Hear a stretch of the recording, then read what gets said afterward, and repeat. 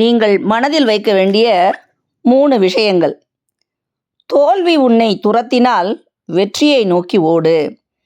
நமக்கு தோற்று போயிட்டோமே, இந்த விஷயத்தில் நம்ம தோல்வியை தாங்கிக்க முடியலையே அப்படிலாம் ஒருபோதும் கவலைப்படாத.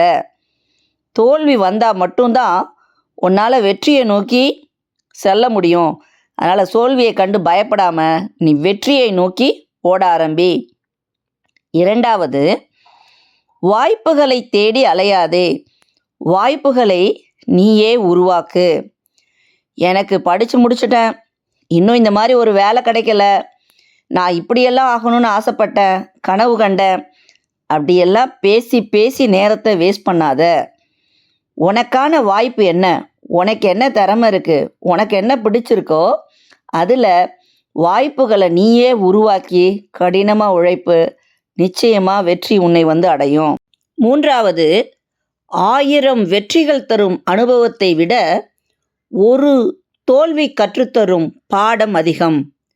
எத்தனையோ வெற்றி வந்திருக்கும், எத்தனையோ பாராட்டுகள் வந்திருக்கும். அப்பெல்லாம் அந்த அனுபவங்கள் உங்களுக்கு பாடமாக இருக்காது. ஆனால் வாழ்க்கையில் நீங்கள் சந்திக்கிற ஒவ்வொரு தோல்வியும் உனக்கு ஒரு அனுபவமாக இருக்கும், ஒரு பாடமாக இருக்கும்.